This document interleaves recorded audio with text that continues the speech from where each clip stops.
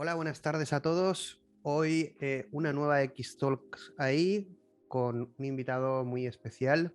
Hola Javier, Buenas. ¿qué tal? Bueno, pues tenemos con nosotros a Javier Abascal Carrasco, un talento joven muy especial por muchas cosas que vamos a ir descubriendo en esta charla, porque al final los X-Talks de X-Hub lo que pretenden es visualizar y dar protagonismo al talento, tener una conversación interesante y amena alrededor de muchos temas. Y bueno, yo tenía ganas, vi el perfil de Javier y tenía ganas de hablar con él, pero antes de nada, antes de empezar a hablar con él y preguntarle cosas y entrar un poco en batalla, lo primero es que pues contestes la pregunta más difícil, ¿no? Que es a la gente que no te conoce y a la que te conoce supongo también, ¿quién es Javier Abascal Carrasco? Venga, pues es una pregunta, depende, ¿no? Te puedes extender mucho aquí, pero voy a hacerlo corto para dar un poco, para dar interés a la gente que se quede, ¿no? A escuchar un poco el resto de la historia. Pero en general soy una persona, soy de Sevilla, es una cosa importante de mí. Me considero bastante, me gusta el humor, me gusta bastante la parte social de la vida con mis amigos.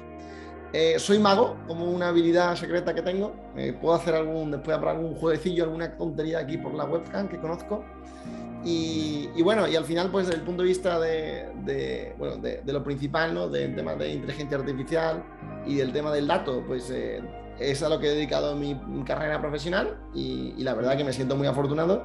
Y bueno, pues he trabajado, ¿no? en Meta o en Facebook, que se llama ahora, y pues al final de este mundo creo que me gustaría dar un mensaje, ¿no? De que esto ha venido para quedarse aquí, que no ha venido solamente una cosa temporal, una tendencia. Y bueno, pues al final soy una persona digamos, pues tampoco es que sea un experto, pero soy una persona con experiencia y que sabe mucho o que sabe más o menos de un sector, de un subsector de todo el mundo del dato. Y nada, y que soy encantado aquí ahora de conoceros y pues con muchas ganas de contaros Bueno, un poquillo sobre cosas.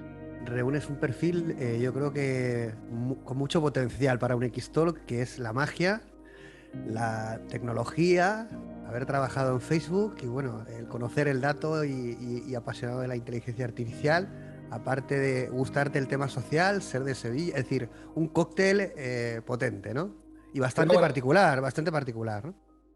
sí, también hay alguna cosa mala, ¿eh? No Y todo. mago, bueno, y no lo hemos dicho, y todo el tema de la magia, ¿no? Que eso también vamos a ver, ¿no? Pero bueno, ahí vamos a ver ese cóctel, esa trayectoria.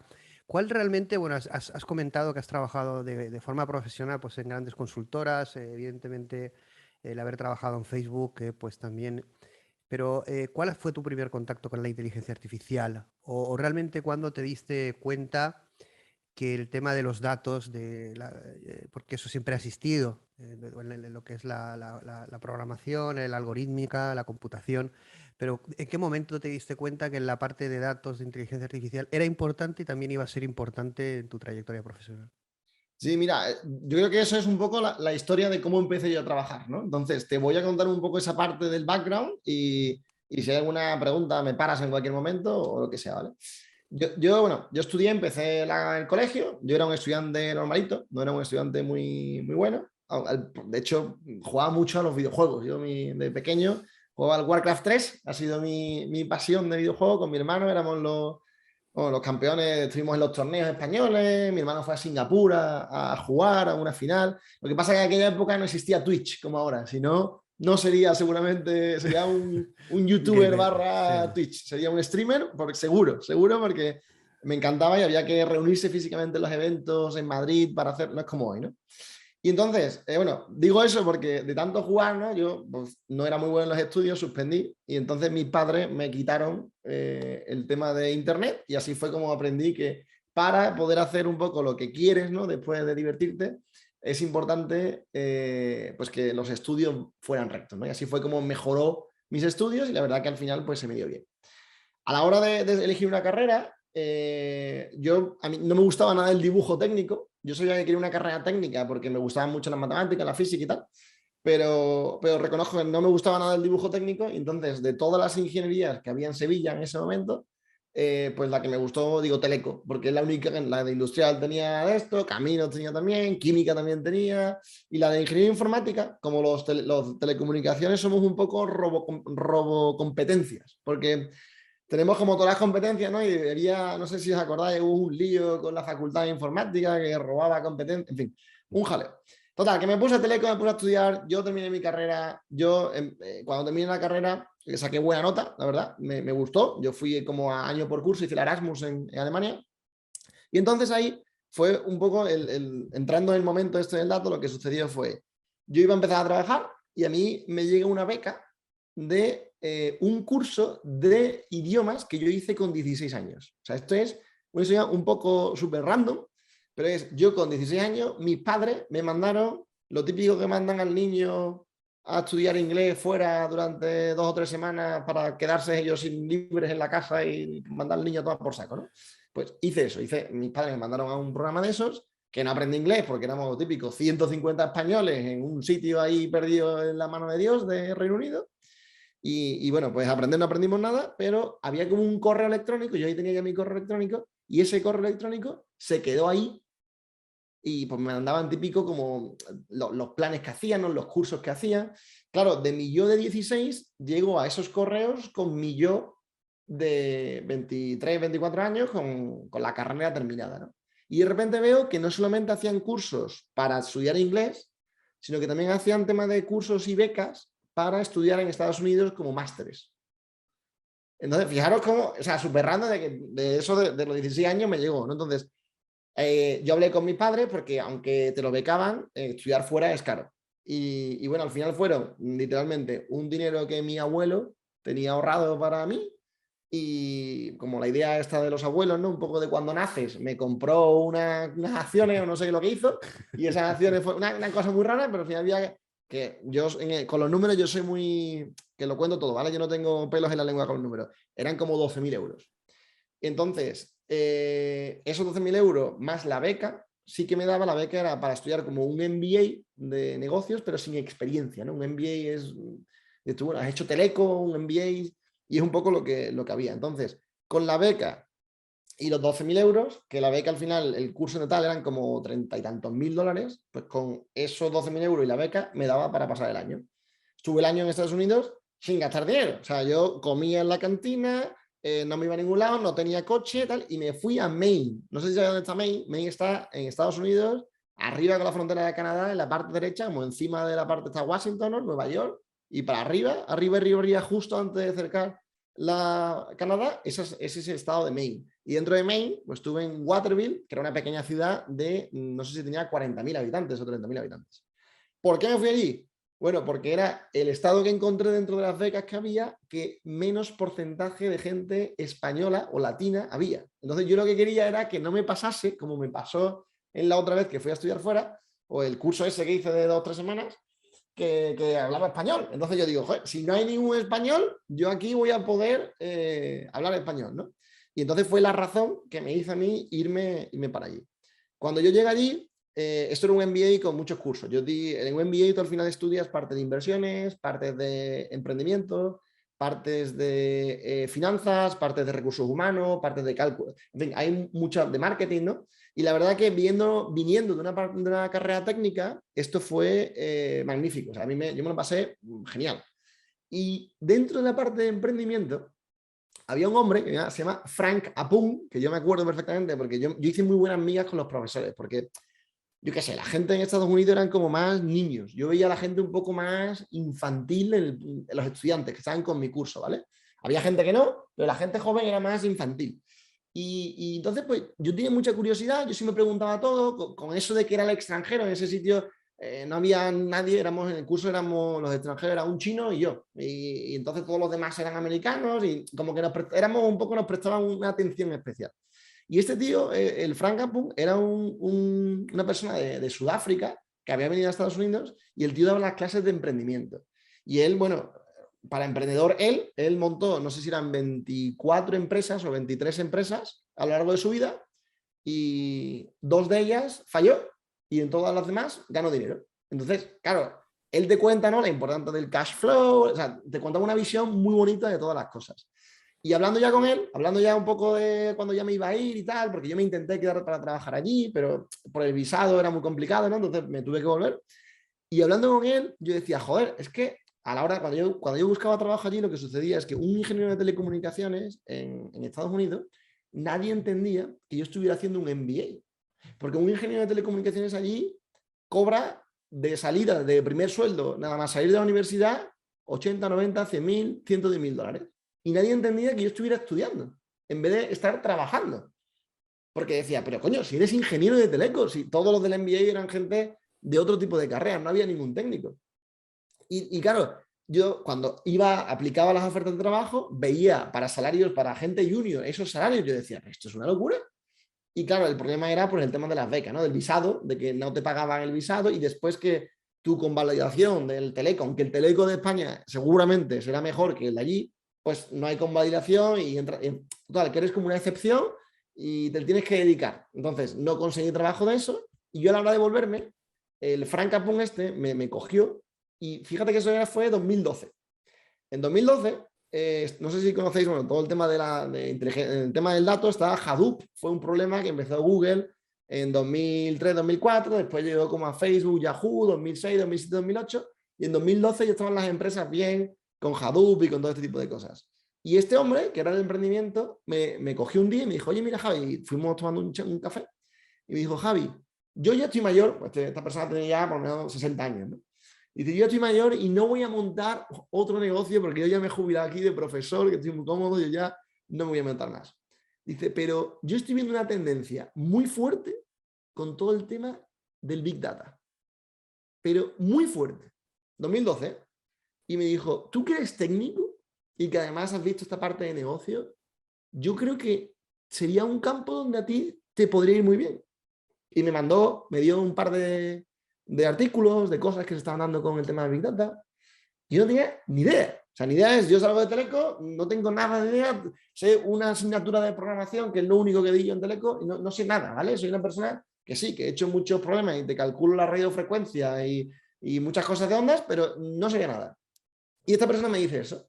Y te cuento toda esa historia para ver cómo muchas veces las casualidades de la vida te llevan por unos caminos que nadie hubiese planeado. O sea, fue el haber hecho ese curso, que ese correo electrónico me sigan llegando spam todos los meses sobre qué leches hace, que yo lo mire, que me dé cuenta que hay una beca, me vaya a estudiar justamente a esa universidad y que ese tío me diga a mí lo del dato. Porque eso fue lo que hizo que yo cuando volviese a España, yo llegué, claro, llegué como el máster era un año, ¿no? Pues yo, mis compañeros de carrera tenían todos un año ya de experiencia laboral. Un año llevaban trabajando todos.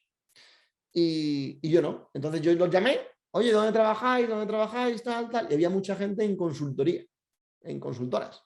Y yo digo, pues me meto en una consultora. Yo no tenía ni idea. O sea, yo no estamos en el caso de que mis padres son farmacéuticos, no tienen ni idea de lo que hago. O sea, es literalmente en la jungla. Es verdad que tengo buen currículum, ¿vale? Eso o sea, tengo un buen currículum, pero fue un poco de, bueno, pues voy a echar. Y yo empecé a echar ahí, a aplicar a todas las consultoras, a todos los trabajos que yo veía. Pero como yo veía esto de Big Data y me había dicho, yo en todas las entrevistas, en todos los procesos de selección, preguntaba. Y yo decía, oye, perdona, ¿y vosotros hacéis algún tipo de proyecto de Big Data? Claro, en 2012, en España, poquito, muy poquito. Estaba, o sea, América, o en esta parte, ¿no? Estados Unidos iba 3, 4 años por delante de lo que venía siendo, al menos España, ¿vale? Entonces, fue muy poquito. Y al final yo eché, me ofrecieron, no sé si fueron 2 o 3 de ellas, me ofrecieron la oferta para unirme como junior, como consultor junior. Y una de ellas me dijo, pues mira, estábamos haciendo un proyecto de Smart Cities que estábamos proponiendo y en esta parte yo creo que lo de Big Data, eso que hemos oído, puede encajar. Y entonces dije, pues te elijo a ti. Y fue en Deloitte. Yo con eso me fui a Deloitte. Y me metí ahí a trabajar. Y ese fue un poco el cómo empezó. Ahora luego seguimos la historia, pero eso fue, contestando a la pregunta que me has hecho, acabé en esto porque un profesor de una universidad me dijo que esto tenía futuro y yo decidí que laboralmente, desde el principio del todo, centrada en el mundo del dato. Entonces, pues, el 2013 estaba yo trabajando ahí con mi Entró primero equipo.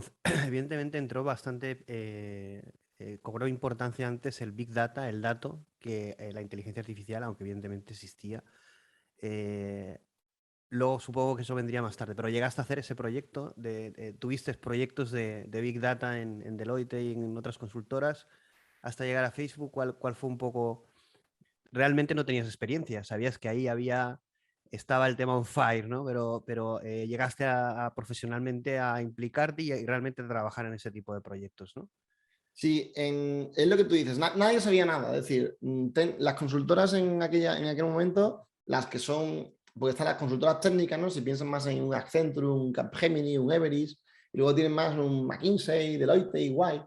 Todas esas, las que no son técnicas, estaban perdidísimas. O sea, no tenían ni idea, tenían mucha idea de escribir, de hacer presentaciones, pero implementar no tenían ni idea. Y las otras ya empezaban poco a poco a tener, porque ya en realidad las otras empresas ya habían hecho análisis, ¿no? Los analistas de datos se han convertido en los data scientists. Un poco es, aunque no es lo mismo, aunque es un poco trampa, pero es lo que ha sucedido en las empresas. Lo que antes se llamaba la business intelligence, ¿no? La inteligencia de negocio, que son los analistas que cogían las bases de datos, hacían queries y se ponían a atacar para ver un poco pues cómo van las ventas, qué correlación hay entre el grupo, pues esa gente, eso es el inicio de la inteligencia artificial, el inicio de hacer analítica del dato que poco a poco ha ido evolucionando hacia el tema de inteligencia. Entonces, yo llegué, no sabía nada y yo en Deloitte estuve 6 meses, porque rápidamente me di cuenta, yo hice un proyecto, yo hice mi propuesta como de Big Data aquí de la Smart City, pero digo yo, joder, pero ¿cómo voy a aprender yo aquí? Y esto es uno de los consejos que me gustaría compartir a cualquier persona que escuche, que es, si nadie de mi alrededor sabe de datos, ¿cómo leches, con perdón, voy yo a aprender aquí de datos? O sea, ¿cómo voy yo a aprender de nada de esto si la gente que está alrededor mía no lo sabe? Tú puedes aprender solo, pero la mejor forma de aprender, la forma en la que te acelera muchísimo es cuando la gente está Una alrededor tuyo. mentorización a nivel técnico, tener una buena mentorización. Claro, Es muy importante, sobre todo al principio, ¿no? totalmente. O sea, es totalmente. Entonces, ¿qué es lo que me pasó? Que yo me fui a los 6 meses porque yo me di cuenta de que, y eso que a mí me promocionaron, a mí en 6 meses me dijeron, oye, Javi, pasas a Junior 2 porque vienes mucho más que otra gente nueva, ¿no? Y me dijeron eso y yo dije, pues yo venía aquí a decir que me iba. Y fue una conversación un poco, ¿pero cómo? Pero si hemos apostado por ti. Y la razón fue, sí, pero es que yo creo que esto del Big Data es una cosa revolucionaria y yo me quiero dedicar a esto. Y yo me acuerdo siempre de mi socio, mi director, que me dijo, me sentó, porque yo me iba a ir como a principio de diciembre. Y como que me dijeron que me quedara hasta el final porque había un proyecto justo que estábamos haciendo una presentación y me dijeron, Javi, quédate. Y una de las cosas con las que me intentaron persuadir, digamos, ¿no? Para que me quedara, una de las reuniones con esa persona me dijo, Javi, esto es una ola. Esto es una tendencia que ha venido ahora y que esto en 3 o 4 años, lo importante no va a ser esto. Y yo me acordaré siempre porque con esa persona, yo ya no tengo relación con él, ¿no? Pero yo ahora lo he visto en LinkedIn, ¿no? A esa persona y lo veo y se dedica al mundo del dato. Entonces me hace gracia que en ese momento, ¿no? Me intentó persuadir Sí, con que me claro. quedara, como que esto era una tendencia, ¿no? Entonces, la verdad Bueno, que esto incluso se dice, yo lo he oído en sectores tanto del business como profesionales, del tema de la inteligencia artificial, como que era un puff, que era una moda, yo me quedaba alucinado, ¿no? Evidentemente la inteligencia artificial ha tenido sus inviernos y hay mucho hype y mucha moda alrededor de él, de estas tecnologías, pero evidentemente yo creo que la gente empieza a coger conciencia de que esto está para quedarse y el impacto va a ser brutal, ¿no? Es decir, evidentemente viene del mundo que tú dices, del dato, del business intelligence, de conceptos menores, pero esto, la ola, como bien dices tú, está elevándose a unos, y el impacto está elevándose a unos puntos muy, muy, muy, muy elevados, ¿no? Hasta el día de hoy, ¿no? En el que no, no, realmente... totalmente. Lo que vamos a empezar, las cosas de inteligencia artificial, pero o sea, yo me sorprendí la primera vez que yo pensé en el spam, me explicaron cómo el spam, ¿no? De tu correo electrónico, pues es un modelo de valles de clasificación. Para el que no lo sepa, ¿no? Pues el modelo de valles de clasificación al final es un modelo que lo que busca es como hacer la combinatoria de qué probabilidad hay de que esto sea, y ahí puede hacerlo multivariable o binario, que sea en este caso spam o no spam, ¿no? En función de, y hace correlaciones de palabras, si la palabra está en mayúsculas, si hay colores, si hay imágenes en el contenido del email, ¿no? Todo esto del príncipe nigeriano que te regala la cuenta. El spam es un modelo de Bayes, que es un modelo de clasificación que lo entrenas en un ordenador hoy en día en 5 minutos y que nosotros, clicando en los correos que no nos gustan, diciendo, oye, esto es basura, esto no lo quiero, entrenamos el modelo. Yo cuando fui consciente de ese ejemplo tan tontito, tan diario, metido en la vida de nuestras personas, ¿no? Que nosotros no somos conscientes. O sea, yo no era consciente hasta ese momento y el 99% de la población no es consciente de eso. Bueno, hay una revolución, yo creo que hay una combinación de revoluciones que luego a veces no sabemos cómo.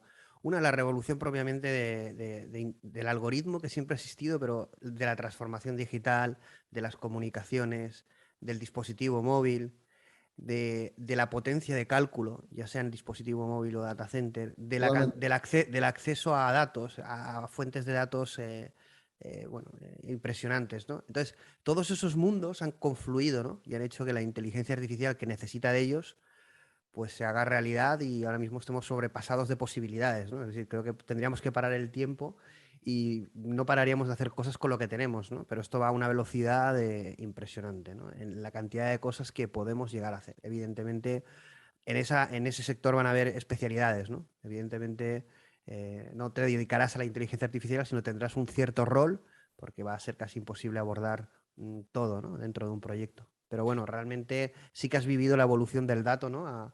Al hype actual de lo que es la inteligencia artificial. Sí, yo me acuerdo cuando salió pues TensorFlow, la primera librería, todo el mundo echando vistazos y cada día, ay mira, hay un modelo nuevo, ay mira, hoy es imposible estar al tanto de todo lo que hay. O sea, es lo que dices, o te especializas en un área, en un sector, es imposible. O sea, toda la cantidad de papers, ejemplos, gente subiendo código en GitHub, y eso es lo que tú dices, la revolución. Es buenísimo porque mucha gente probando, intentando, mezclando, haciendo todo tipo de experimentos y de cosas para ver dónde se le puede sacar valor a eso. Y es genial. O sea, me parece...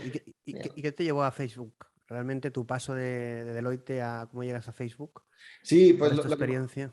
Sí, lo que pasó ahí, mira, yo cuando me fui de Deloitte, como vi que no tenía ningún tipo de conocimiento técnico, lo primero que hice fue me apunté a un curso de una universidad, un posgrado creo que se llama, y era UTAD, que fue la primera universidad de Madrid, de España, que hizo algo relacionado con Big Data, la formación técnica de esto. Casi no me dejan entrar por falta de conocimientos técnicos. O sea, me dejaron entrar porque tenían como 20 alumnos en el grupo y necesitaban y podían como meter hasta 21 y me dijeron básicamente, mira, si encontramos a alguien que está más cualificado, vamos a meter a esa persona en vez de a ti, pero si no, te dejamos la plaza. Y pues al final no encontraron a nadie y entré ahí. ¿Vale? Para que veáis también que yo no me metí en esto siendo, no, es que yo hackeaba a los 15 años webs, no, yo no tenía ni idea, pero ni idea de esto. Y me puse a trabajar, bueno, me puse en esto y lo que fue de Deloitte me fui a una startup que era muy chiquitita, se llamaba Genion, que estaban haciendo como localización en interiores. Y esta gente pues buscaban, o sea, yo llegué y eran 3 personas. Y lo que buscaban eran pues, un junior, más o menos que entusiasmado, me vieron a mí, me vieron apuntado al curso y dice, joder, este tío algo sabrá, se ha apuntado ahí a eso, dale, para adelante. Y la verdad que ahí conocí a un compañero de trabajo que me enseñó todo sobre el mundo de SQL. Este tío era un experto de 15 años de SQL y me lo enseñó todo. Y me dio las virtudes, yo venía, claro, una cosa que fue muy rara en mi caso es que yo no fui, muchas otra gente, ¿no? Aprendió el mundo normal de las bases de datos relacionales, del dato como se había tratado hasta entonces, y luego aprendió Big Data. Entonces comparó. Lo mío fue un poco al revés. Yo aprendí cómo hacer las cosas en Big Data y no sabía del mundo normal. Entonces, este hombre y yo cuando llegamos, yo creía que nada más que se podían hacer las cosas como yo estaba estudiando en el curso. No, tiene que ser todo escalable, con bases de datos que sean distribuidas en la nube. Y este hombre decía, pero espérate, que somos una empresa minúscula, que tenemos muy pocos datos, que esto no es Big Data. y la verdad que hice una amiga, me llevo genial con él, lo tengo todavía en contacto y la verdad que fue magnífica esa experiencia. Y eso estuvo un año en esa startup porque quebró, se fue a la bancarrota y entonces pues, cuando no tienes un salario, ¿no? Pues te vas.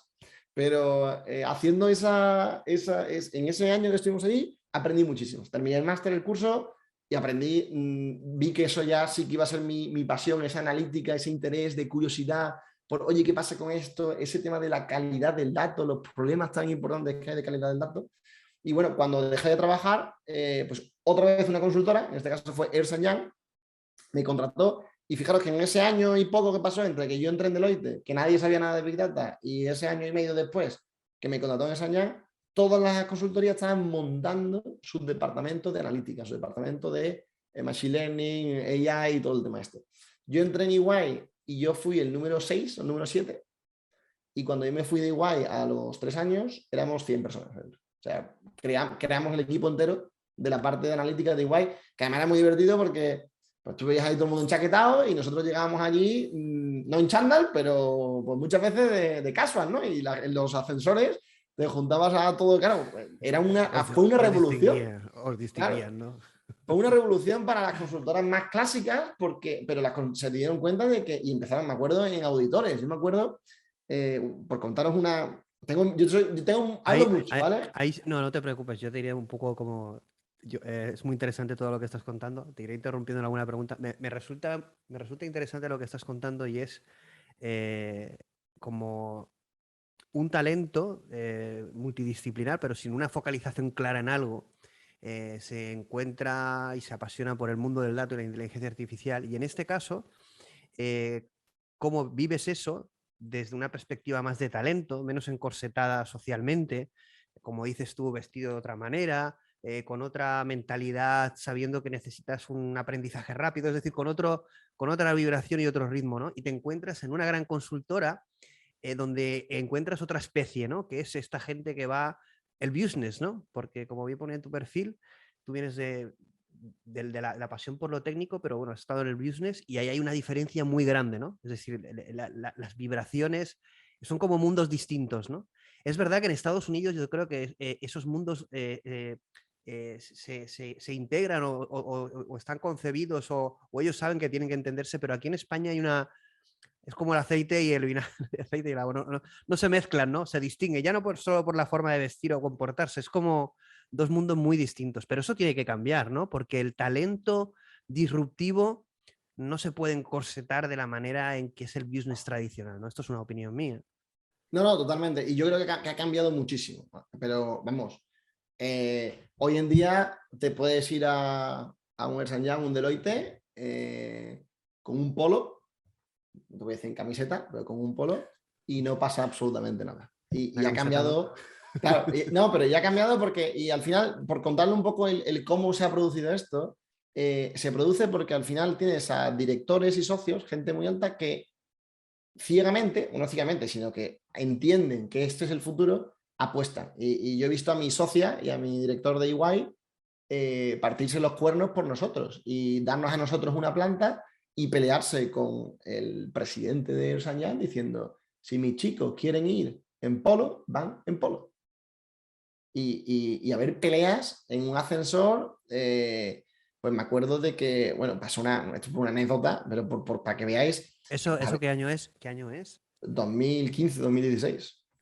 Bueno, relativamente reciente. Aunque haya Sí, cambiado o sea, pero el cambio ha sido brutal. El cambio ha sido brutal porque, o sea, me acuerdo yo, por ejemplo, por comentarte, yo he visto, claro, recursos humanos contratando a gente técnica, pues uno de los candidatos, y esto, de nuevo, ¿vale? Aquí hay que pensar que cada persona tiene su vida, cada persona es diferente y que una fachada, una forma de vestir, como tú dices, no significa nada a una persona.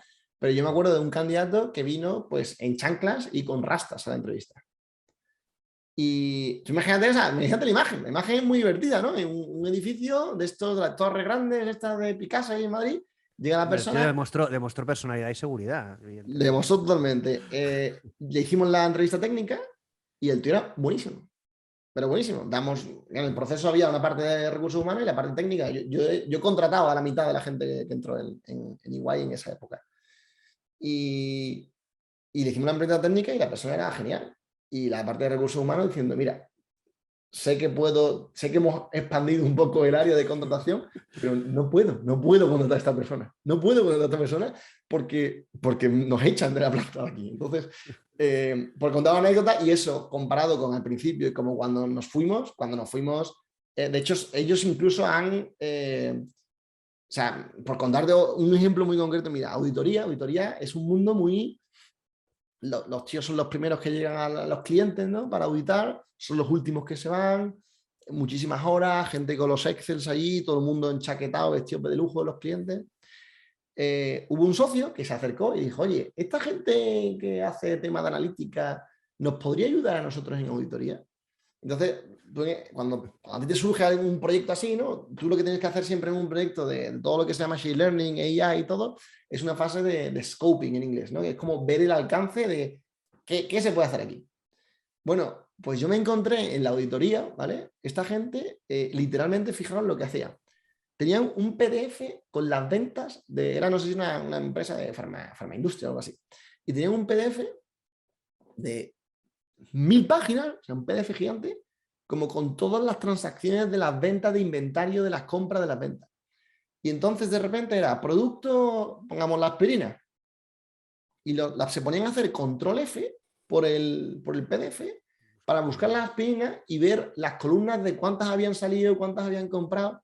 Y tenías a 20 personas con el PDF abierto. Como si fuera el oráculo, ¿no? Como si fuera... Sí. Pero, claro, me acuerdo que me senté yo con ellos 2 días fue.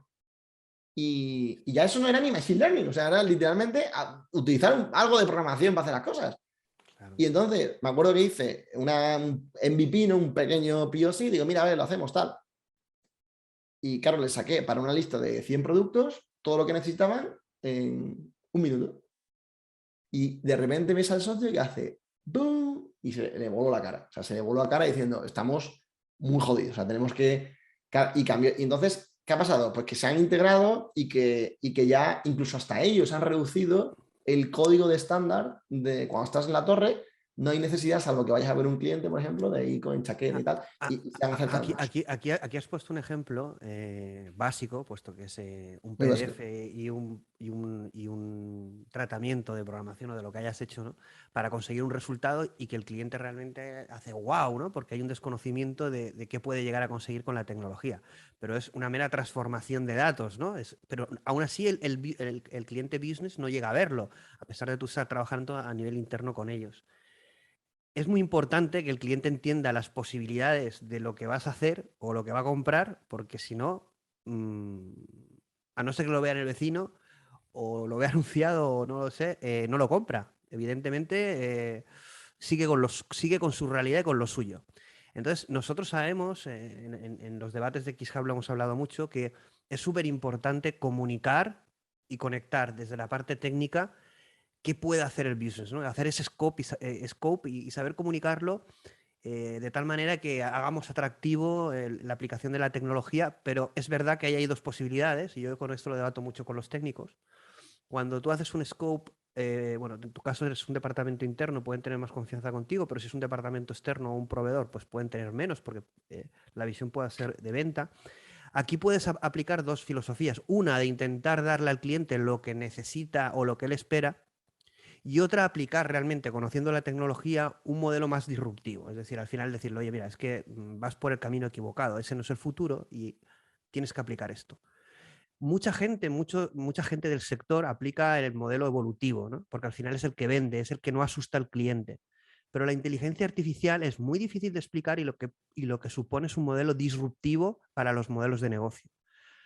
Ahí tenemos un reto muy importante, ¿no? Porque, claro, podemos estar no haciendo caso a la inteligencia artificial, pero en un mundo global la gente se ha dado cuenta que esto es el nuevo fuego y el nuevo modelo. Esto supone una disrupción total, supone cambiar el tablero, cambiar las reglas, y el que no se suba a él seguramente esté fuera. No sé si en qué plazo de tiempo, pero y también dependerá del sector, ¿no? Entonces esto es muy difícil, sobre todo yo lo veo en España, ¿no? Que falla la comunicación del sector tecnológico, que el sector business está como muy endiosado, ¿no? Es como que esta gente es la que al final corta el bacalao y los técnicos es como que son los que están en su mundo y esto al final va a ser, como te dijo tu jefe, una moda pasajera. ¿Cómo podemos ilusionar al business que no salgan corriendo o darles a entender la importancia de la inteligencia artificial en un país como España, que tiene que tener como una transformación de sectores, que la AI puede ser impulsor, ¿no? de transformación, pero que hay que mentalizarse de que hay que perder el miedo un poco, ¿no? Tú como, con tu Sí, experiencia, mira, ¿qué yo consejo creo darías totalmente, mira, yo creo que a la gente que está ahí? sí, sí, no, no. Mira, yo lo que diría es el problema que hemos tenido con el tema de inteligencia artificial y el tema de Big Data en general es que se ha vendido tecnología. Ha habido muchísimos vendors haciendo tratos y de mucho dinero vendiendo tecnología, vendiéndote Hadoop, vendiéndote Cloudera, vendiéndote Node.js, vendiéndote Snowflake, vendiéndote Amazon Web Services, vendiéndote tecnología. Y el problema de la tecnología es que la tecnología tú la tienes que aplicar a casos de uso, pero la tecnología de por sí no hace nada, no genera nada. Y yo ese es el mayor problema que he visto y lo he visto por básicamente al preguntar, ¿no? ¿Qué es lo que hacéis? ¿Qué es lo que tenéis? ¿Qué es lo que...? Y me acuerdo cuando me decían, sí, ya tenemos el clúster de Hadoop. Sí, sí, pero ¿Qué eso es... solucionáis? ¿Qué Exactamente, es el solucionáis? cómo, ¿no? Eso es la herramienta, pero ¿qué es lo que hacéis?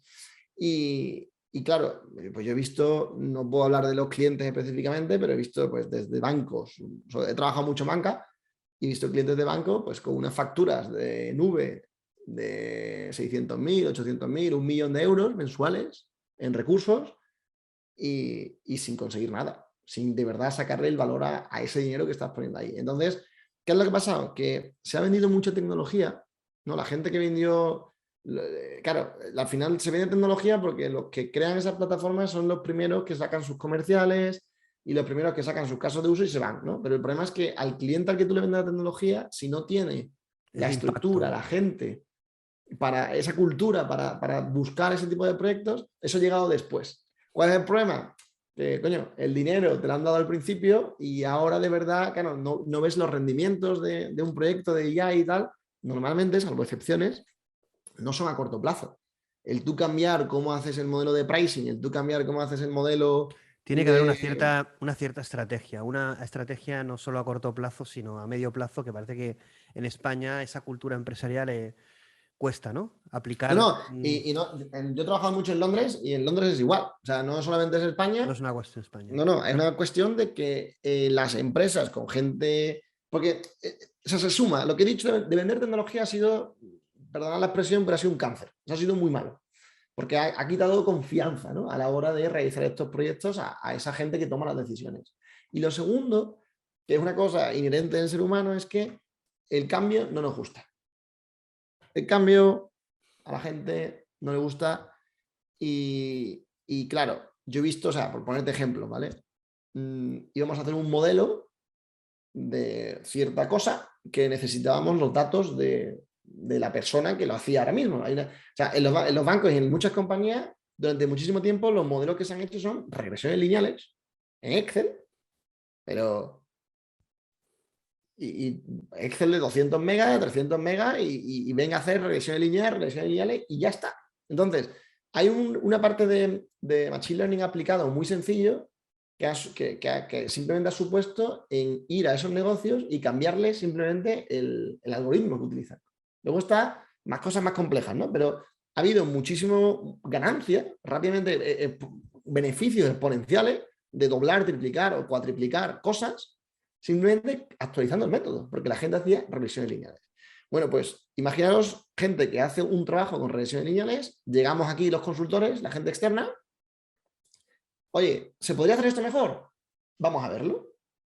Y a la hora de pedir los datos, tener o sea, acabar, cuando estábamos cogiendo los datos, acabar teniendo una conversación privada con una persona diciendo, mira, yo llevo 18 años trabajando en esto, solo hacer esto, no quiero dejar de hacerlo y no te voy a dar los datos porque si no, me quedo sin trabajo. Así, ¿eh? O sea, gente dentro de las empresas, custodia, guardianas, hacían Esta, esta, indispensable. esta cultura de, como bien dices tú, que es algo inherente al ser humano del cambio, ¿no? El Negativo, rechazo al moderado cambio. o el rechazo al cambio, salir de nuestra zona de confort. ¿En España no crees que está más arraigado que en otros países? A ver, en España está el tema de, eso es un poco ya de política, con el tema del despido, de la mochila austriaca, de cómo se podría mejorar eso, ¿no? ¿Cuál sería el incentivo para que ellos, estaba en un curso que daba una empresa, le pagó a una persona un curso y lo hizo conmigo. Estábamos los dos en un curso de Machine Learning. Pues yo me he apuntado, yo no he aprendido, yo he tenido que aprender cosas. Y una de las cosas que me ha sorprendido es, esta persona trabajaba en un banco y tenía igual 10 años de experiencia, o sea, 10 años en el banco de trabajo de antigüedad. Haciendo ese curso, esa persona estaba flipando, le encantaba. Y yo fuimos a comer, porque comíamos juntos y tal, fue durante una semana. Y esta persona, joder, qué guay esto, qué ilusión, me encantaría trabajar de esto. Y yo le digo, ¿y por qué no lo haces? O sea, ¿qué te está parando a ti de...? Porque no me decía que su trabajo le aburría. Y su respuesta fue, es que ya tengo 10 años, tengo una familia y claro, yo ahora mismo pues si no me pueden echar porque la administración sería muy... Entonces, que en España está más esto. Yo esto lo he visto en Londres y lo he visto en España. La gente, y yo lo entiendo, que no De sé todas si es que maneras, no le gusta es el una, cambio. No le es gusta el una cambio. tendencia que eso se está rompiendo, ¿no? En Estados Unidos, gente con trabajos cualificados dejándolos como trabajos tóxicos por buscar la felicidad. Yo creo que en España te ponemos mucho la seguridad a la felicidad y lo podemos pagar muy caro, ¿no? Es decir, por querer tener seguridad, perdemos un poco la esencia del ser humano, que al final la vida es cambio, que no hay que tener miedo porque al final no podemos vivir desde el miedo, que tampoco podemos ir a lo loco, pero es verdad que lo que no podemos hacer es dejar de ser felices o vivir con pasión las cosas que te gustan, porque al final eso tiene un precio, salud mental, felicidad, que a lo largo de los años, como está pasando en Estados Unidos, una tendencia es que la gente se deja el trabajo, aunque estén muy bien valorados económicamente, pues no son felices. Totalmente. El tema de la felicidad con lo que haces. Y yo ahí el mejor consejo que me dieron a mí y que lo he aplicado un par de veces cuando me he cambiado de empresa, yo cuando me he cambiado he tenido decisiones muy complicadas, porque se te abre un abanico, ¿no? Además, el tema de Meta, de Facebook, se te abre un abanico muy grande. Y, y una de las decisiones complicadas de este tipo de cosas es, un amigo me dijo, mira, Javi, pues yo decía, es que no sé si A o B, y A o B o C, o qué hago. Y una de las cosas que me dijo, mira, dice, Javi, B, pruébalo, y si no te gusta, vuelve. Y eso que parece una tontería, os aseguro que contratar a alguien en general es complicado. Si tú conoces que una persona ya trabaja bien, una empresa te va... A mí, todas las empresas para las que he trabajado me abren las manos, me decían, por favor, vuelve si quieres, cuando quieras. Si tú no Claro, la has está liado, si formado. tú no has acabado mal, no has hecho nada raro, una empresa ya sabe que tú trabajas bien, por eso te estaba pagando, pues no le va a importar. Y en un tiempo de empresa, 6 meses, un año, no es nada. Pero para ti personalmente, probar otra área, probar otra cosa en 6 meses o un año, te puede ser un cambio de vida, algo que te encante. Y conozco muchísima gente que se ha cambiado de sector y conozco gente de 50 años, que se ha cambiado de sector, de 40 años, y que estaba trabajando haciendo una cosa y que de repente le ha apasionado esto de Machine Learning, se ha puesto a hacer concursos de Kaggle, y ahora tiene una consultora de analítica. Y ese consejo que me dieron de, si no, puede volver. O sea, muchas veces tomamos decisiones pensando que es como definitiva, como que estamos decidiendo un para toda la vida, no, esto ya como, como te equivoques. Y esta persona lo que me hizo poner en situación no es, oye, podemos cometer Equivocación, errores, te error. puedes cambiar o puedes ir de un sitio y que luego no te guste y siempre vas a, o sea, el volver siempre es una opción. En raras ocasiones no vas a poder tú volver a Además algo. este sector, ¿no? Que, bueno, el último tuit que he publicado, no sé si lo puedo leer, que dice que España necesita 90.000 puestos o talento o profesionales de inteligencia artificial y Big Data, ¿no? Que bueno, tenemos en definitiva un déficit de talento. Enorme. Entonces, en nuestro caso, en nuestro sector, no podemos tener miedo, porque en otros sectores quizá a lo mejor, pero en este sector no, es lo que dices tú, si estás formado, tienes experiencia y no lo has liado, siempre vas a tener trabajo, o es muy raro que no tengas trabajo porque hay un déficit tan grande de trabajadores, pero ya no te digo de talento formado, y además en un mercado global, con el tema de la pandemia, el teletrabajo, se ha abierto una evolución hacia no tener miedo al teletrabajo, ¿no? Es decir, en ese sentido, bueno, el probar otras cosas, pero está claro que la inteligencia artificial engancha, ¿no? Apasiona, ¿no? La inteligencia artificial tiene algo que toca la fibra del ser humano, ¿no?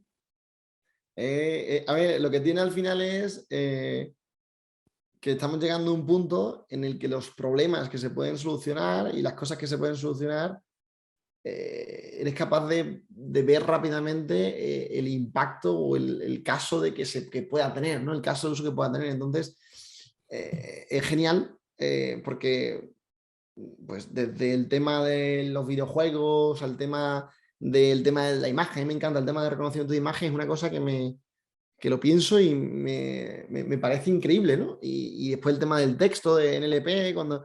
Entonces, el por qué atrae, yo creo que atrae porque al final lo que te das cuenta es que es algo que tú estás haciendo a una máquina aprender una tarea muy específica, pero aprender a hacerla como casi lo aprende un bebé, ¿no? Aprende una persona, un niño a hacer algo. Y eso es una cosa que te llena porque es un poco como que juegas a tener poder en hacer algo, ¿no? Y encima, cuando te pones un poco a meterte para aprender, lees sobre otras personas y ves lo que han hecho esas otras personas y te explota. Y si te gusta un poquito el mundo, eres curioso, yo diría un poco la curiosidad, yo qué sé, a mí una de las cosas que leí últimamente y me pareció genial fue una persona, no sé, no me acuerdo en qué parlamento, creo que era el Parlamento de Lituania o algo así, que cogió las cámaras de vídeo que están por streaming de los plenos, que cuando hacen plenos, imagínate en el Parlamento de España. Y entonces pues hizo un algoritmo de cuando cogían el teléfono móvil, ¿no? Cuando cogía el teléfono móvil en un parlamento, lo que hacía es, le hacía una captura de pantalla y en el tweet ponía el nombre del representante, porque claro, tiene un asiento asignado, y deja de mirar el móvil, por favor, y lo tuiteaba. Entonces, de repente una persona hizo un sistema que lo que hacía era como darle un toque de atención a todo político en el parlamento que estaba mirando el móvil. Me pareció increíble porque es como una persona puede tener un impacto en una cosa grandísima y con unas herramientas que no necesitaba, no es que un gasto. No, y entonces, claro, cuando te pones a hacer eso, y dices tú, bueno, ¿y qué puedo hacer yo? O sea, es como aprender, aprendes una herramienta y luego el qué puedo hacer con ella es... ¿No crees que nos ha vuelto el Poco la gracia. espíritu un poco perdido? Bueno, no sé, mi generación es la del 74. Yo creo que tú serás bastante más joven, pero al principio de la era tecnológica, evidentemente, los que nos dedicábamos al sector, los freaks de la tecnología, nos apasionaba porque la tecnología era una herramienta de cambio, ¿no? Es decir, te apasionaba porque podías tener esa clase de impacto, ¿no? Es decir, podías cambiar el mundo o mejorar el mundo o mejorar tu entorno o hacer cosas diferentes y novedosas, ¿no?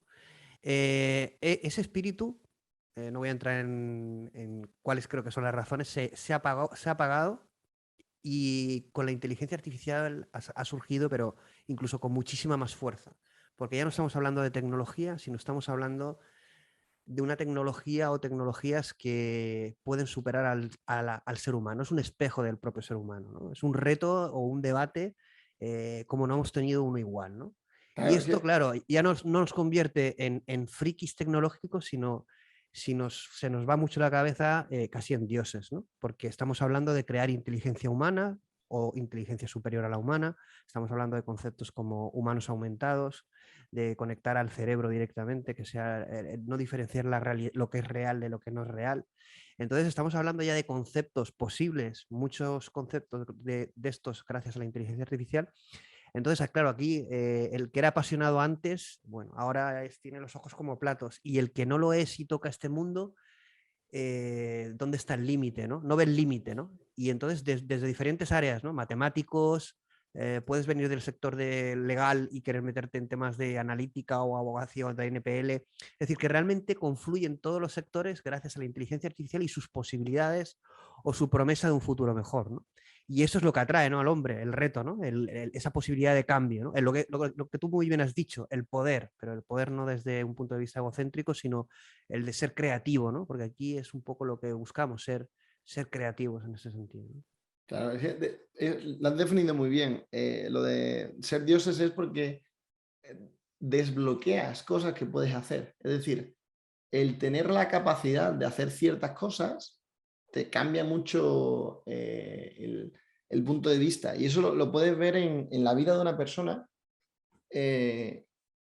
Cuando tú tienes seguridad sobre lo que tú puedes realizar, tu vida en general es mejor. O sea, tu vida, sí, y puede ser una tontería como, por ejemplo, puede ser lo que has dicho antes con encontrar el trabajo. Como tú dices, hay una demanda increíble, ¿no? Y entonces yo no tengo miedo a perder mi trabajo. El hecho de yo no tener miedo a perder mi trabajo me da una capacidad de, pues, por ejemplo, en mí el trabajo, yo no voy a considerar no voy a consentir que alguien en el trabajo me trate mal. O el saber que yo no tengo miedo a perder un trabajo, porque voy a poder encontrarlo, pues a lo mejor si yo decido tener un hijo, a lo mejor decido estar 6 meses o un año con el niño al principio para ayudar y luego me incorporo. O si quiero pegarme un viaje sabático. Es decir, el tú saber que puedes hacer cosas te trae una paz o Una estás más libertad, tranquilo, ¿no? ¿no? Puedes Claro. elegir. Entonces, a la hora de la inteligencia artificial pasa mucho con el tema de el hecho de que tú puedes saber hacer cosas o que cosas son posibles gracias a que se ha evolucionado en esta parte, te desbloquea ese miedo a intentarlo. Es decir, si tú te ibas a lo mejor del año 2000, ¿no? Y alguien te decía, oye, vamos a hacer una cámara de vigilancia que cuando la gente la ponga en sus casas y que si detecta que la persona que está en la puerta no es el propietario de la casa, le llame por teléfono. Tú eso lo piensas en el 2000 y te dicen, ¿qué dices? ¿Qué dices? Una cámara, vídeo, hace falta internet, y cómo va a identificar a la persona y cómo va a llamar un ordenador a un... Y todos son nos. Tú piensas eso en ahora y Pues como trivial. existe esa capacidad, como se ha desbloqueado esa capacidad, dices, pues me parece perfecto. Y además lo puedes hacer rápidamente con librerías y dices, Ya pues el me puedo... cómo, ya el cómo no es el problema. Es Claro, claro. el qué y el por qué también, muchas veces, Claro. ¿no? Entonces ahí llega el haber desbloqueado eso es lo que hace a la gente ser creativa y se ha desbloqueado por lo que tú has dicho antes de los pilares que han avanzado, ¿no? Tanto de la potencia de procesado como el tema de pues la tecnología de redes, ¿no? De Internet en general, como todo el tema del almacenamiento y la generación del dato. Entonces ha habido todo, como tú dices, se ha juntado el torbellino perfecto y ha hecho que hoy en día pues, montar cualquier tipo de cosa tecnológica es muy sencillo empezarla. No te voy a decir hacerla perfecto, pero tener un pequeño MVP, ¿no? Un producto, una pequeña prueba y testear cosas, pues claro, se le pierde el miedo y empiezan a surgir todas las ideas de, bueno, ¿y qué se puede hacer con esto? Y en ese qué se puede hacer con esto es cuando se ¿Y abraza por qué? la ¿Y innovación por, y surge y vemos lo que está y por sucediendo. qué sí que hay esa pasión o esa nueva esperanza, ¿no? En ese futuro mejor gracias a la inteligencia artificial, pero generaciones, parece que está costando conectar esa pasión a las generaciones jóvenes, ¿no? Es decir, nos falta talento. También el sector de mujeres, pues también en los sectores tecnológicos la penetración en este sentido es mucho menor. Está costando, ¿no? Está costando, ¿no? Porque también es verdad que todo esto cuesta, es decir, como bien dices tú, hay que formarse, hay que prepararse, es muy multidisciplinar, matemáticas, datos, infraestructuras, programación, algoritmos, papers, mantenerte al día. Al final, la única forma de conectar el esfuerzo es a la recompensa y a la pasión es un poco trasladar estos mensajes, ¿no? A la gente más joven, ¿no? A los que vienen detrás, decirles, no podéis perder esa oportunidad. No podéis quedaros todo el día jugando al Fortnite, tendréis que coger un libro de inteligencia artificial o de programación. A ver, yo la verdad que un par de como de... Mi opinión sobre todo esto, ¿no? Está centrada en el problema de la educación. Porque tenemos también una sociedad, ¿no? Que es diferente a la que seguramente tú y yo vivimos, en la que ahora pues, puedes consumir contenido, es decir, no te lo acabas. Es decir, antes sí podías decir, mira, tengo que ver 2 películas, leerme un libro. No, pero es que ahora puedes tener 20 series, 30 películas, 40 libros, 200 papers. Tienes que elegir. Entonces, si te quedas en la sociedad de consumo de contenido, de ahí no sales, no aprendes nada. No te vas a esforzar en nada y vas a estar como programado, ¿no? Para poder realmente, como bien dices tú, que me ha gustado mucho, es decir, ser libre de tu propio, o tener capacidad de decidir tu propio destino, entre comillas, porque libres nunca somos del todo, pero tener ese poder, tienes que saber hacer cosas, las que sean, no solo tiene que ser inteligencia artificial, pero claro, hay que esforzarse, ¿no?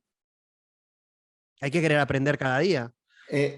Totalmente. Y yo creo que eso viene de la educación. Yo creo que en mi caso, por ejemplo, puede ser una parte de ello vendrá de la curiosidad. Soy una persona muy curiosa desde que mi madre me lo ha dicho siempre desde pequeño y yo creo que eso ha explotado, ¿no? Me ha ayudado. Pero creo que en la educación sí que es importante el incentivar y motivar lo que el hijo o la hija quiera hacer, ¿no? Quiera realizar, muestre interés.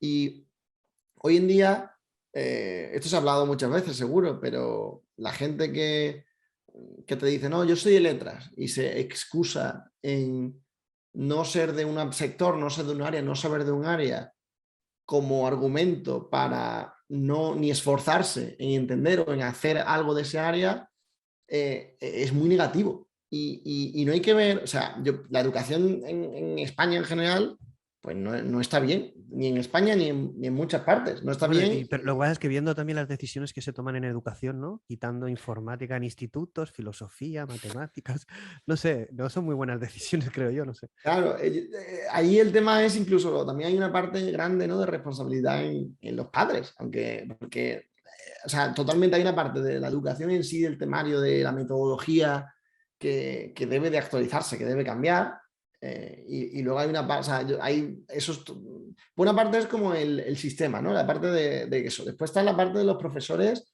que también hay tela, porque los profesores pues no se evalúan, los profesores, no existe un reciclaje de ellos para que se vayan adaptando las cosas. Entonces, al final, yo entiendo que después de 40 años haciendo algo, pues no tengas ninguna intención en hacer nada, ¿no? Con ese rechazo al cambio que decíamos antes. Y luego está la parte de los padres que claro, el tema también de la incorporación de la mujer a la vida laboral ha hecho que muchas veces los padres no ven a los niños y a ese niño hay que inculcarle el esfuerzo, hay que inculcarle la curiosidad por las cosas, y claro, si como tú dices, lo fácil, porque estás cansado, porque tu hijo está a lo mejor dando la lata o tiene cosas, es darle contenido, consumo para Que olvidarlo. no te moleste, para que no te moleste. Tengo una foto en Instagram. Yo por trabajo he estado viajando mucho, he visitado muchísimos países por trabajo.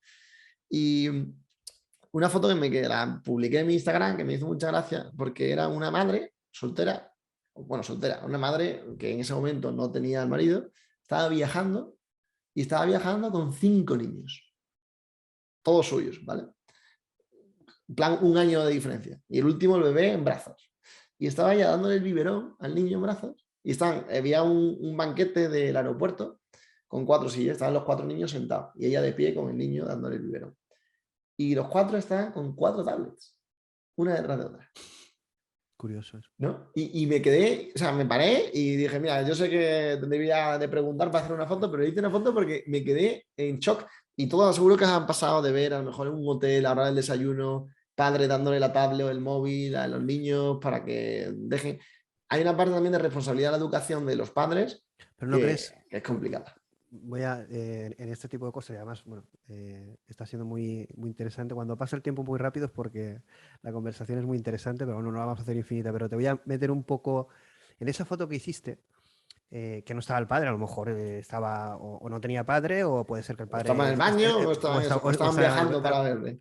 Claro, pero vamos a suponer que evidentemente, como bien has dicho tú, hay una situación social en la que la educación de los hijos no va a poder ser atendida por los padres. Yo creo que es una guerra perdida, es decir, los padres quieren tener una vida y no se la van a dedicar a los hijos como nos dedicaron nuestros padres o nuestros abuelos. Eso es cosa del pasado. Si pretendemos recrear el pasado en el presente, vamos a fracasar. ¿No crees que los nuevos padres o los nuevos educadores serán algoritmos de inteligencia artificial o asistentes? Pues mira, eso es un muy buen punto. Y la verdad que ya han salido varias noticias, ¿no? Por ejemplo, en empresas a la hora de tomar las decisiones de los pedidos, o por ejemplo de recursos humanos, ya había un algoritmo que ayudaba a contratar, ¿no? Y a echar. ¿Puede suceder eso en la educación? Totalmente. No sería. En la Piensa, por formación, sí, ejemplo, en la formación ya se está aplicando, ¿no? claro, tú piensas en que tú te metieras tú empezarás en el colegio con un ordenador, ¿no? Y tú te empezarás a dar algo. Y que el algoritmo te enseña contenido y tú le haces los ejercicios. Y el algoritmo ve donde tú vas mal, donde tú vas Exactamente. bien, qué áreas te gustan más y destacas y Y te y te hace un explora por ahí. te hace un trato personalizado Claro, y te hace una educación en la forma en la que a dices, pues medida. mira, imagínate que te digo sumar, ¿vale? Pues mira, yo te puedo enseñar a sumar con colores, te puedo enseñar a sumar con un vídeo, te puedo enseñar a sumar con un ejercicio, te puedo enseñar a sumar con tal, ¿no? Y Exactamente. decir, oye, pues a este niño parece que responde mucho mejor con esta parte que con esta parte, que con esta parte, y hacer planes específicos para las personas. Y eso sería Entonces, una maravilla. la inteligencia artificial, el mensaje que muchas veces se traslada de robots asesinos o que nos van a quitar el trabajo, lo podemos ver como que nos va a ayudar a recuperar una humanidad perdida, ¿no? Una humanidad perdida que no vamos a poder recuperar nosotros solos. Yo creo que sí, Nos tiene que dar el tiempo, ¿no? Que no tenemos. eso sería lo ideal, ¿no? Al final ha venido va a ir de menos a más, va a ir de cosas más sencillas hacia cosas más complejas, ¿no? Y la idea de esas cosas más sencillas, como tú dices, lo ideal sería que te quitasen, que esas cosas sencillas nos hicieran la vida más fácil, ¿no? Y entonces, pues, Pero, hacia ahí va el objetivo. pero Un ejemplo que te puedo... Sí. el problema va a ser, por ejemplo, bueno, el que has puesto como la educación de los hijos, sí que, bueno, con la madre ahí súper, con 5 niños, pues diríamos, bueno, la AI o la inteligencia artificial va a rescate, ¿no? Y lo veríamos súper bien. O en la educación o en la formación. Pero ¿qué pasa si en una sociedad cada vez más solitaria, más individual, eh, con cada vez más problemas de soledad, problemas mentales, de salud mental, nuestra relación cada vez es más estrecha con la tecnología, de tal manera que nuestra parte emocional, más que volcarla en seres humanos, porque somos seres emocionales, las volcamos en asistentes, es decir, al final en hablar con un chatbot que me va a dar una comunicación porque tiene un modelo de lenguaje, un GPT-6, un GPT-23, que me da la conversación que yo quiero a un nivel increíble. Me gusta más hablar con ese modelo que con mi mejor amigo, que con mi pareja, ¿no? Es decir, realmente, claro, ahí va a haber una lucha, ¿no? Entre qué es lo importante y dónde se queda la parte humana, ¿no? Si se puede llegar a perder, ¿no? Porque al final vamos a sustituir lo artificial dando mucha importancia a la experiencia, ¿no? Al final no nos importa tanto que sea verdadero o que sea humano, sino lo que nos importa es la experiencia que obtenemos, ¿no? Y esto nos Eh, presenta un dilema, ¿no? De hacia dónde tenemos que disparar o focalizar las soluciones, ¿no? es una pregunta muy buena y un dilema muy complicado, ¿no? Porque lo que tú has dicho ahora mismo, has descrito un poco quién juzga qué es correcto o está bien y qué no lo es. Y ahí en la sociedad donde está la libertad individual. Pero si yo soy feliz, como tú dices, hablando con un chatbot 24 horas o jugando un videojuego 24 horas y no quiero reproducirme, no quiero trabajar, no quiero comunicarme, no quiero hacer nada, eh, la libertad tuya individual para decidir hacer eso, en parte, o lo que defendemos hoy es que se debe de respetar. Pero puede llegar un problema, llegar a un punto en lo que tú has dicho de que es que esa libertad individual empieza a penalizar el grupo, el colectivismo de la población. Y puedes imagínate en la que empezamos a no tener hijos o empezamos a no haber reproducción, no haber... Entonces, ahí, pues, no sé cómo se llegará a esa situación, ¿no? Pero ahí lo ideal sería que esa misma AI, ¿no? La inteligencia artificial identificara o incentivara hacia las otras cosas, ¿no? Entonces ahí, pues te pueden meter de cosas de tiempos en los que no se puede utilizar, ya, cómo regularlo, hay muchas formas de hacerlo, ¿no? Pero totalmente mientras que sea un grupo de, esto es como todo, ¿no? Que un grupo de gente piense de una forma diferente no suele ser un problema. El problema es cuando de Y repente el, ese grupo de gente se... y el problema es que ese mensaje como bien has dicho tú, es muy importante las libertades individuales, ¿no? Al final, tú además lo has argumentado como muy importante, yo también lo considero así. Es una de las partes que me gustaba del sector tecnológico, es que te daba ese poder de decisión sobre tu vida, de darte libertad, ¿no?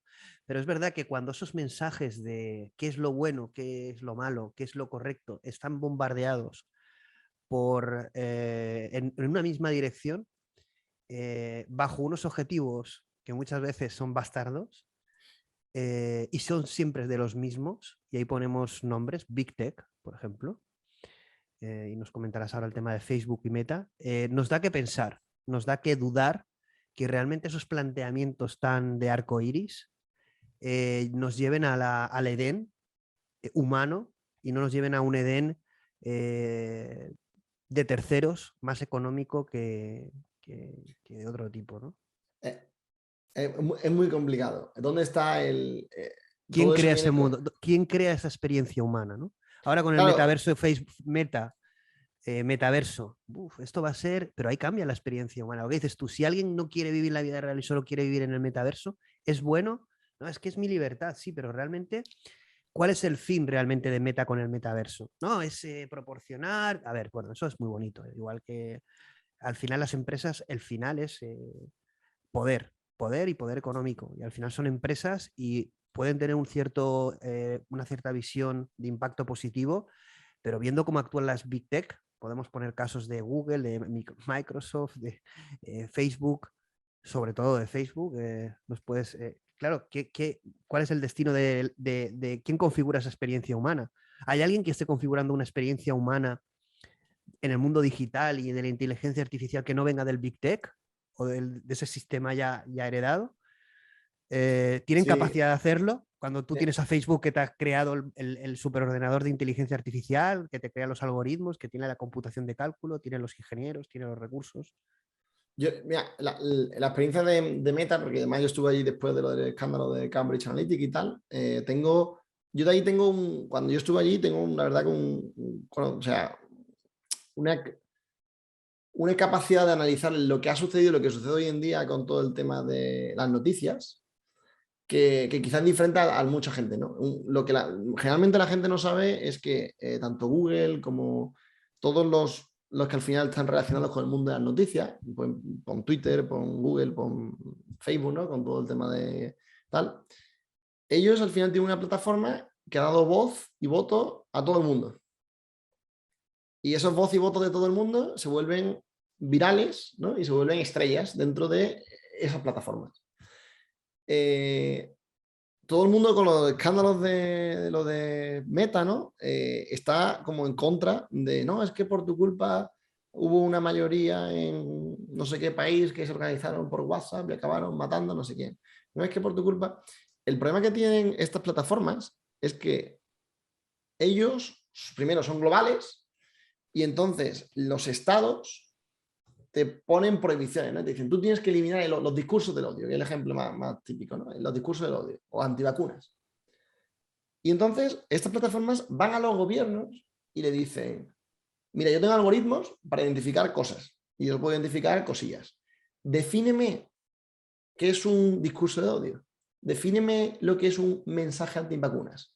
¿Existe una definición formal que yo pueda aplicar, entrenar un algoritmo para eliminar ese contenido? Y la respuesta es que los estados son incapaces de responderle, porque el problema dentro de la subjetividad de la comunicación del ser humano es que es muy compleja y que tú no puedes, son cosas muy subjetivas. Cuando tú tienes cosas subjetivas, ¿cómo vas tú a entrenar un algoritmo? Hay cosas muy claras, ¿no? Del movimiento antivacuna o del movimiento de discurso de odio, pero cuando hay siempre está como ese discurso muy sutil que es muy subjetivo y que gente se da cuenta, gente que no se da cuenta. ¿Qué te quiero contar con todo esto? Lo que te quiero contar es que estas plataformas no son ángeles, ¿vale? Ellas tienen sus propósitos, como has dicho, entre ellos ganar dinero y bueno, tienen sus cosas.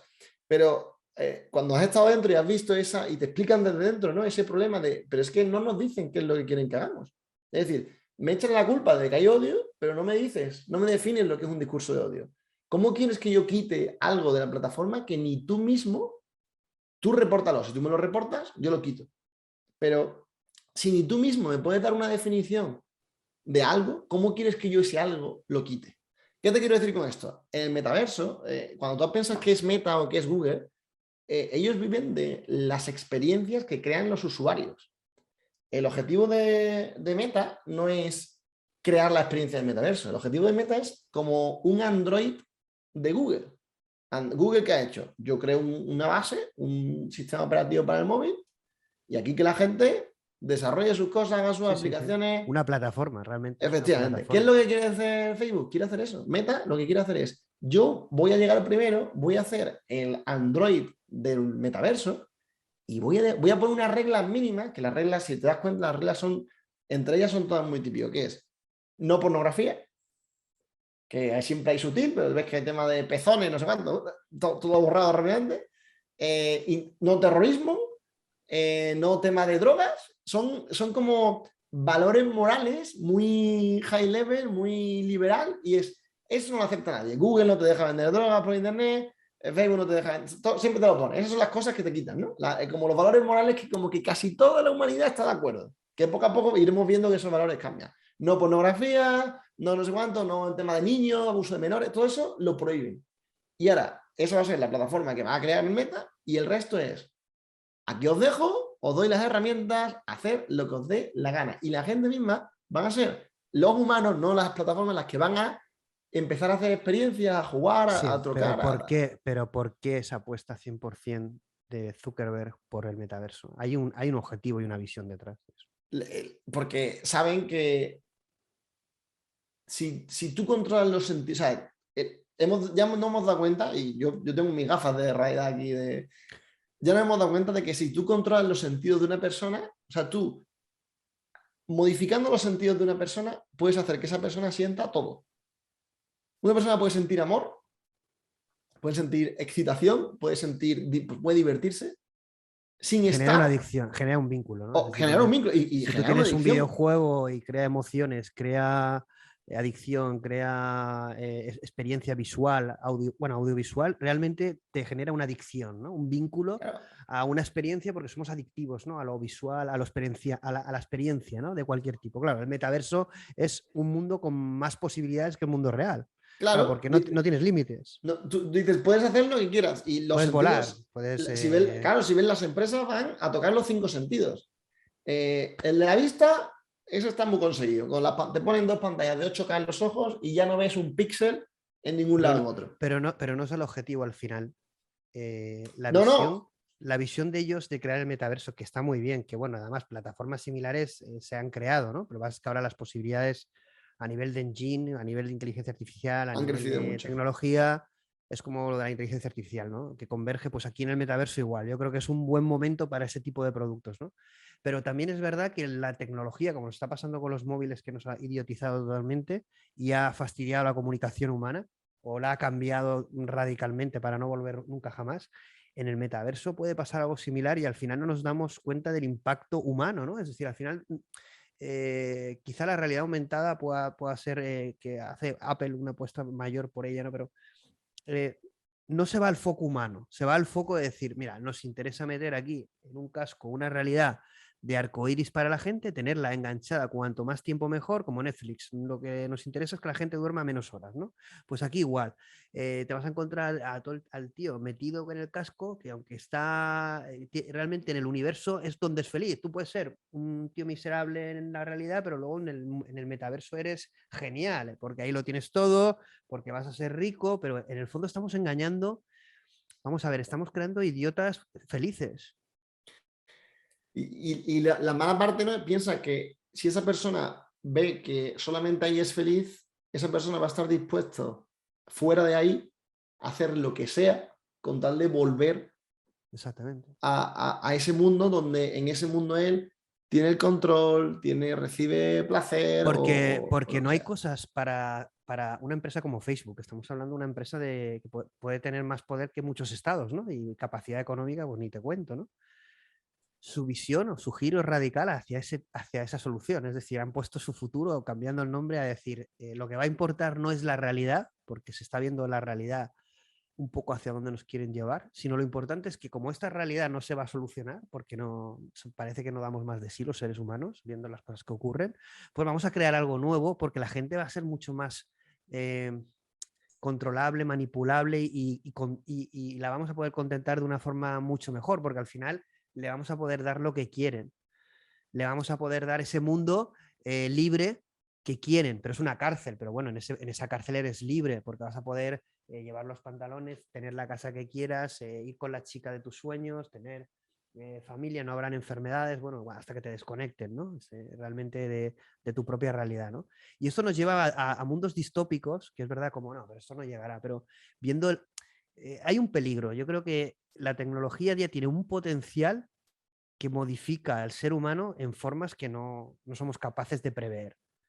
Y esto lo estamos viendo, pero no salen las noticias. Es decir, vemos enfermedades mentales, vemos gente, muchos suicidios, vemos gente con una pérdida de valores y lo que dices tú, con una toma de decisiones muy cuestionables. En cierta manera, hemos perdido un poco el rumbo, ¿no? Y bueno, el nuevo rumbo viene de la mano de tecnológicas, ¿no? Porque al final el nuevo futuro viene de la inteligencia artificial, de las big tech, de las grandes compañías que nos proporcionan esa experiencia, ¿no? Pero hacia dónde nos quieren llevar? Claro, porque al final, ¿en qué nos van a convertir, ¿no? Es decir, al final, yo me acuerdo mucho, siempre pongo este ejemplo, que salió en una presentación me acuerdo al grupo de ingenieros, bueno, era una presentación al grupo de ingenieros de Google, de TensorFlow, bueno, no me acuerdo el nombre, pero bueno, a presentar una ponencia de inteligencia artificial. Bueno, y una de las dudas al final que hacía uno de los ingenieros es que había un producto en el que se estaba trabajando que llamaban el Life 365, ¿no?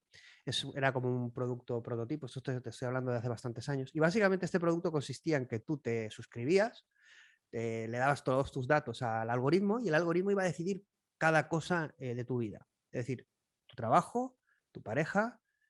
Es decir, tú no tenías que preocuparte ya ni de banco. Vamos a ver, tu vida iba a ser sobre raíles. No ibas a entrar a Tinder, tú ibas a ir a tal día a quedar con tal persona. Tu trabajo, vas a tener siempre trabajo. Nunca te va a faltar dinero. Todo lo va a decir tu algoritmo, porque conoce más de ti, conoce del mundo y por lo tanto te da lo que tú necesitas. Pero tú eres como lo que dices tú, ya no te puedes equivocar, ya no hace falta que te preocupes que hay tendencia, no puedes, eh, no vas a elegir, a lo mejor ahora tampoco, ¿no? Elegimos. Entonces nos lleva a un mundo peligroso, ¿no? Nos lleva a un mundo en que se están modificando cosas muy importantes y ese debate deberíamos de tenerlo en televisiones, en libros, en redes sociales y no lo tenemos, solo consumimos y no debatimos eso. Y hablamos, como bien dices tú, de tecnología, de negocio, pero no hablamos de vida, no hablamos del por qué. Y al final yo creo que estamos creando una máquina de trituradora de humanos. De humanos, ¿no? La verdad que o sea, me pilla muy lejos, ¿no? No sé, siendo sincero, no sé cómo va a acabar esto, no sé si hay una intención detrás de las empresas, ¿no? Al final, yo pienso que no, yo pienso que van un poco más a lo que surge. Yo no creo que tengan una visión tan marcada a largo plazo, creo que son un poco más a lo que van viendo, pero puede pasar, o sea, no lo sé, ¿no? Puede pasar. Y el tema de, yo quiero creer que la esperanza de que el ser humano siempre se ha revelado, ¿no? Cuando ha habido momentos de injusticia grande en la historia, desde los esclavos al tema de las monarquías, al tema de... Siempre ha habido momentos de revolución y de cambio por... No sé si es que hay un porcentaje, ¿no? Leyendo el otro día el libro de Sapiens, dicen que hay gente que no duerme por las noches porque genéticamente, ¿no? Hubo una evolución de, oye, vamos a poner, es de inteligente como raza, poner que algunos individuos no duerman por las noches para poder esos individuos, pues, que no te coma un tigre por la noche, ¿no?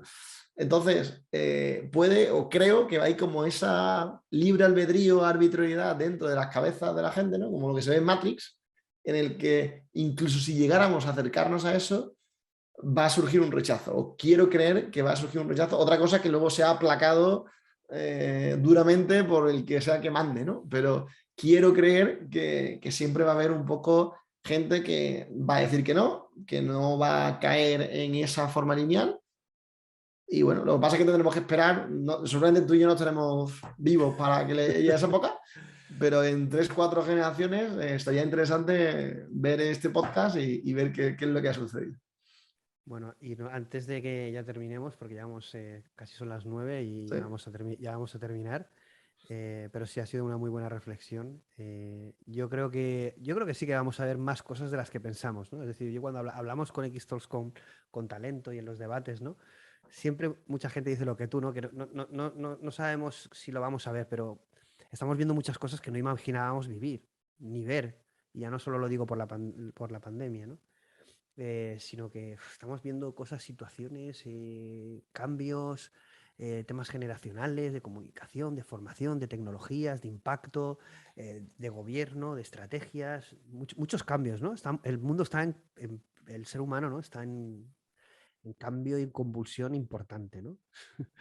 No sé qué pasará, ¿no? Pero bueno, yo creo que vamos a vivir un montón de cosas. Pero antes de que acabar, el tema de la magia. Es decir, realmente, ¿dónde aparece la magia? Supongo que sigues practicándola. No nos has hecho ningún truco. No has hecho nada, no has hecho nada. Aquí tengo mi barajita, tengo No, un pues, par de oye, barajas. esto, tienes que hacernos algo, para que suba los likes. Esto es un hobby, esto llegó de YouTube. Vi un vídeo de YouTube en el colegio, en primero de bachillerato, y vi un vídeo de una persona explicando un juego de magia.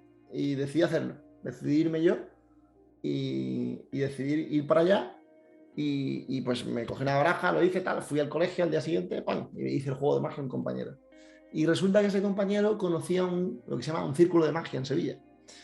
Y me llevó allí y era básicamente pues un sitio donde pues al principio te tienen mezclando un par de meses para ver qué quieres de verdad aprender magia.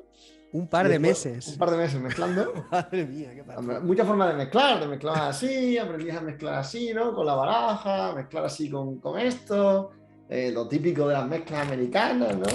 El tema de la mezcla hindú, así, en fin, había muchas formas diferentes de mezclar. Y después de eso de par de meses, te empezaban ya de como que de bienvenido al club, has pasado la prueba y ya pues podías compartir y tal. Y pues estuve 5 o 6 años, yo he actuado mucho en teatro y me encanta. Y ahora es verdad que con el trabajo lo tengo un poco olvidado y quiero en un futuro darle un poquito mejor. Pero bueno, eso no quita que todavía sé hacer algunas cosillas. Entonces, bueno, un jueguecillo, ¿no? Un juego. Sí, A ver, sí, venga. ¿qué puedo hacer yo por la webcam que esté así chulo, ¿no? Algo se podrá hacer, algo podemos hacer. Algunas cosas son transformaciones, ¿no? Muchas veces podríamos hacer una cosa, mira, tengo una idea, voy a coger aquí el rotulador y lo hacemos, ¿vale? Vamos a coger, como hay muchas cartas, te la voy a enseñar y vamos a elegir una, específicamente una, y ya la hacemos, ¿vale?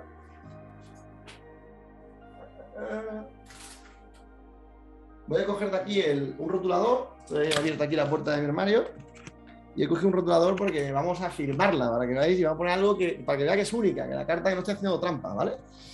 Entonces, yo te las muestro así en la pantalla. Dime una carta de las que hay algunas que tienen cosas escritas, ¿ves? Como esta también, que pone aquí WhatsApp.